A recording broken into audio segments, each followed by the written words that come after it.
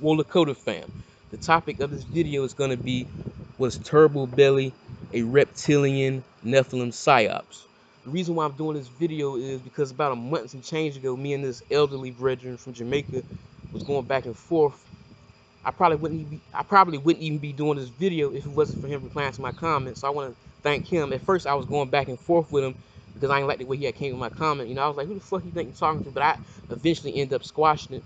And I was telling them how my brother has connections to people in the dancehall world, and he even knows dancehall artists himself. But apparently, this guy right here has connections as well because he knew what year Turbo Belly written a song.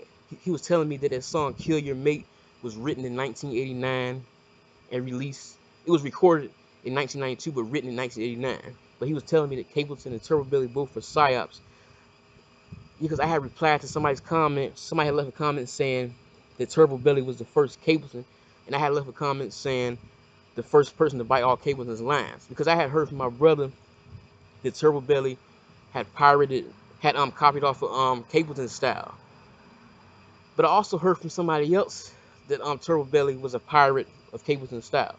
So that's why I had left that comment, because I heard from two different sources. Once I hear it from 2 or 3 different sources, I believe it. But yeah, my brother got a lot of connections to the reggae world. He knows dancehall artists himself. I had the opportunity to meet Devin Clark a long time ago. He was staying at my brother's house. That's what tenor saw sounded like.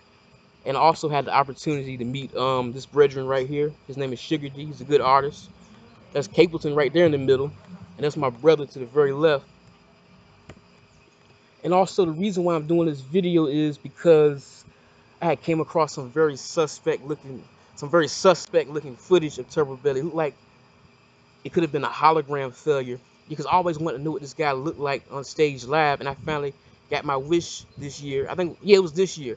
I finally got to see what he looked like. I was expecting to see somebody much larger because on the album cover he looks really huge and blown up.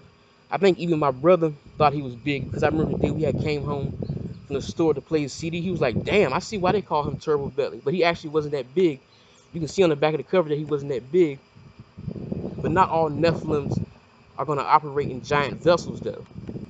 Yeah, but I remember coming to my brother's house or apartment playing his CD, and then I remember about 4 or 5 years later, my brother walks through the door and was like, "Turbo Belly's dead." And I think I might have heard about it before it made the internet, because you know my brother has a lot of connections. Like I said before, you know, he can hear about stuff before it makes the internet. You know, he's also friends with one of Risto Benji's cousins. They've been friends for a long time. I think they used to DJ together back in the late 90s to 2000s. But anyway, enough about that. But yeah, I want to play this footage for the YouTube fam. It looks like at 519, Turbo Belly has a hologram failure. Watch. It's kind of funny. See, look.